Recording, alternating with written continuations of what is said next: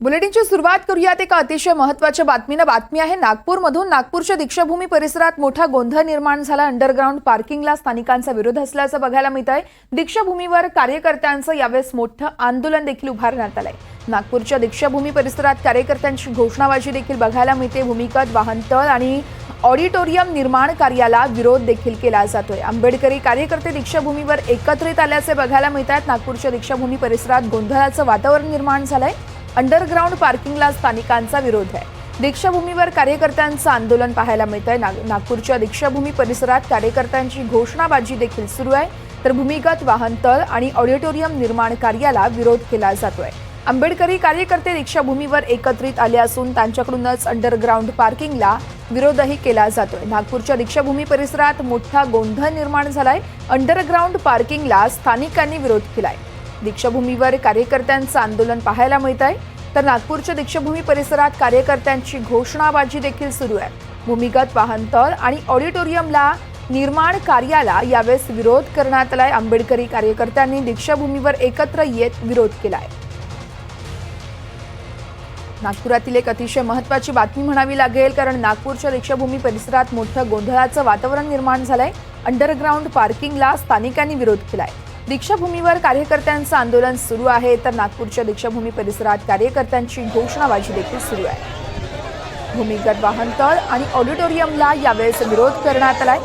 आंबेडकरी कार्यकर्ते एकत्रित येऊन दीक्षाभूमीवरती सध्या त्यांच्याकडून विरोध केला जातोय। दीक्षाभूमीवर आंबेडकरी कार्यकर्त्यांचं आंदोलन सुरू आहे। नागपूरच्या दीक्षाभूमी परिसरात गोंधळाची परिस्थिती निर्माण झाली। अंडरग्राउंड पार्किंगला स्थानिकांचा विरोध आहे। दीक्षाभूमीवर कार्यकर्त्यांचं सध्या आंदोलन देखील पाहायला मिळतं।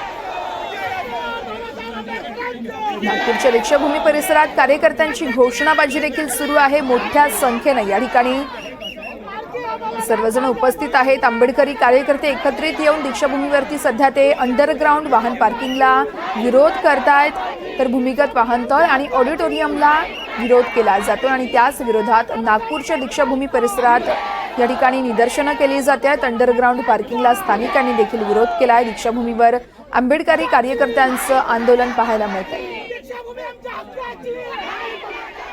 माहिती मला मिळालेली आहे, पण निश्चितपर्यंत पूर्ण ती माहिती आमच्याकडे नाही। पण मला असं वाटतं की दीक्षाभूमी ही आस्थेचा विषय आहे।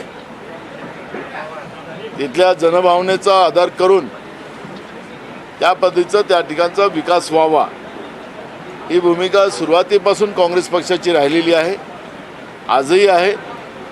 पण या पद्धतीचं विकासाच्या नावाने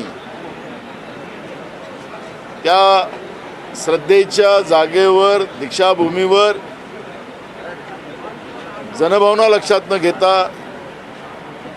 त्या ठिकाणी आपसात भांडणं करून घेण्याचा प्रयत्न जर सरकारचा असेल तो सरकारने थांबवावा, एवढंच आमचं म्हणणं त्या ठिकाणी आहे।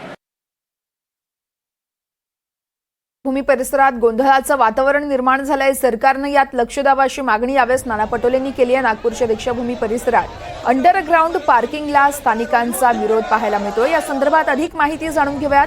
आमचे प्रतिनिधी संजय तिवारी आपल्यासोबत फोन लाईनवरून जोडले जात आहेत। संजय, आपण पाहतोय अंडरग्राउंड पार्किंगला आपल्याला स्थानिकांचा विरोध बघायला मिळतोय, शिवाय आंबेडकरी कार्यकर्ते देखील दीक्षाभूमीवर एकत्र आलेत। सध्याची एकंदरीत परिस्थिती नेमकी कशी आहे? परिस्थिती ही फार तणावपूर्व आहे। आपल्याला माहिती आहे की या ठिकाणी आंदोलन 1 जुलैला होणार आहे असं आधी जाहीर करण्यात आलं होतं आणि राज्यातून ठिकठिकाणाहून आंबेडकरी कार्यकर्ते येथे जमा होणार असं आधीच जाहीर करण्यात आलं होतं।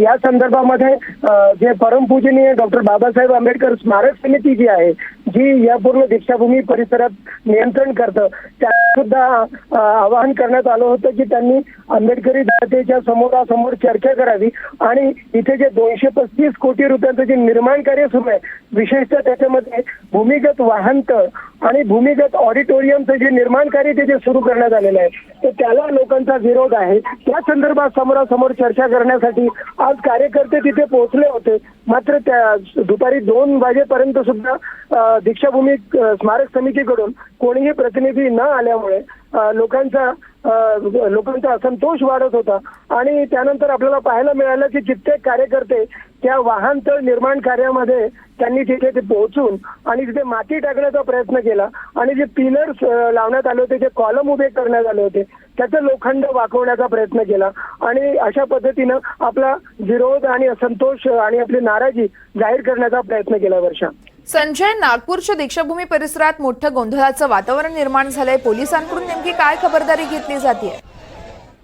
पोलीस इथे मोठ्या प्रमाणावरती घटनास्थळावरती आहेत, उपस्थित आहेत, पण ते फार संयमाने ही परिस्थिती अत्यंत काळजीपूर्वक हाताळत आहेत.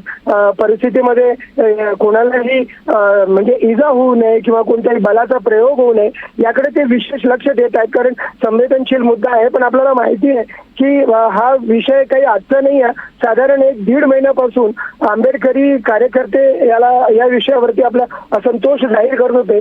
सोशल मीडियावरती वेगवेगळ्या अगदीच संजय, तुम्ही असं जोडलेलं राहा आपल्यासोबत.